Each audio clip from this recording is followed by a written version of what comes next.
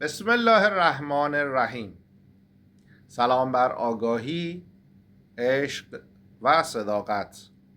مزارعه هستم، محمد رضا مزارعه، مربی رشد فردی، کوچ ICI و مفتخر به اینکه مستقیما از جناب پروفسور رضا عمرایی این دانش جدید رو آموختم و با تجربه گذشته در واقع تلفیقی کردیم و ازش استفاده میکنیم برای کسانی که میخوان توسعه فردی بیشتری داشته باشن و حال دلشون رو بهتر بکنن و به خودشون و جامعهشون کمک کنن.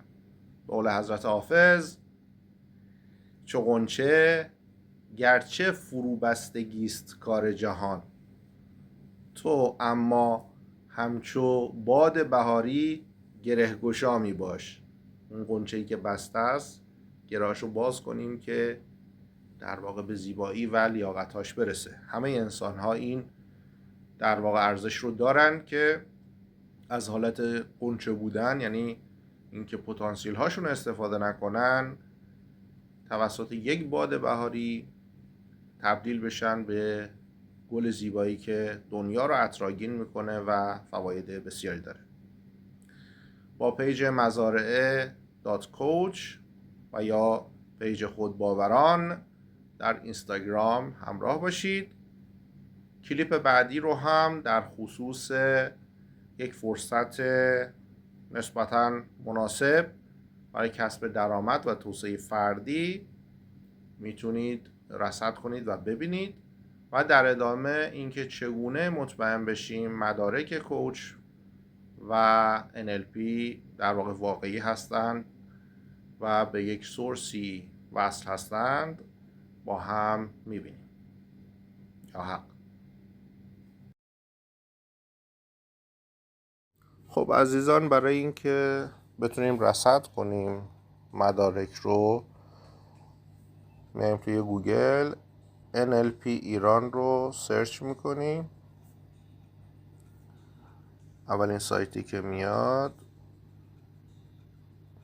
باز میکنیم ببینیم که مدارکی که مورد نظر هست اعتبار دارن یا نه، یا اون کسی که ادعای در واقع کوچ بودن رو داره یا اینکه عضو رسمی توی انجمن جهانی NLP بودن آیا هست یا نه.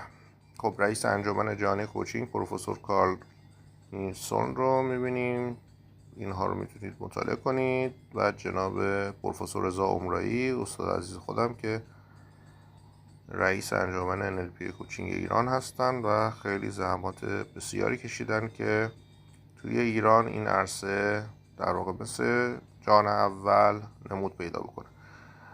در این زیر انجمن جهانی کوچینگ ICI و انجمن جهانی IN که این دوتا رو من عضو هستم و انجمن مدرسین NLP و کوچینگ ایران رو میتونیم رصد کنیم. اخبار مهم، چارت رشد توی NLP و کوچینگ و موارد دیگر رو میشه کامل توی این سایت رصد کرد. حالا ما میخوایم ببینیم کسی عضو انجمن جهانی IN یا NLP یا ICI همون کوچینگ هست یا نه. حالا من کوچینگ رو تست میکنم، IN هم همونطوری هست. روی انجمن جهانی کوچینگ تاچ میکنیم. خب صفحه اول اون زبانش رو میتونید به انگلیسی، فرانسه، جرمنی یا حالا طبیعتا انگلیسیش برای ما راحت تره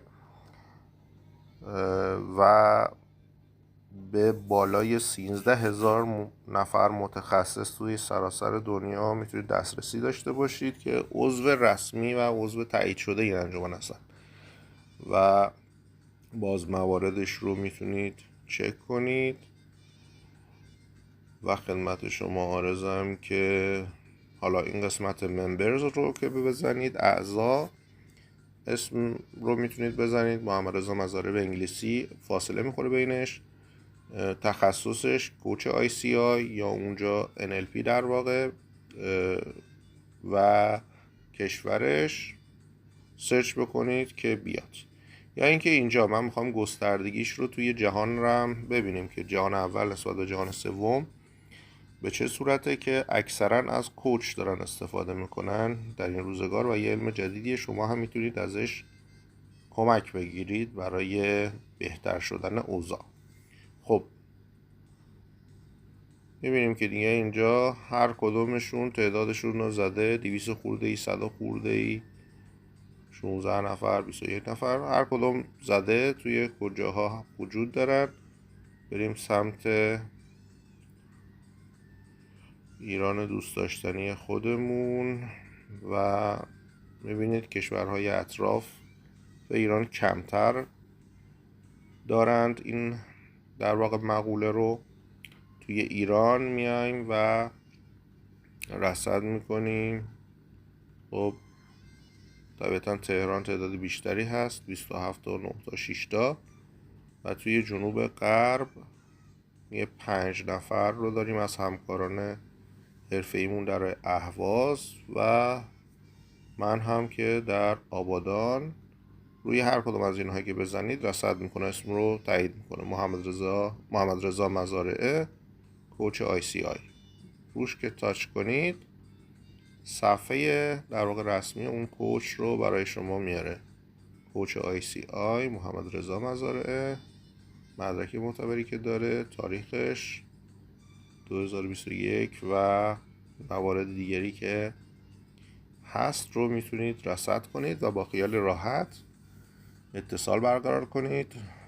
پیج مزارعه .coach با ادمین اونجا میتونید ارتباط برقرار کنید و در خدمتتون باشه.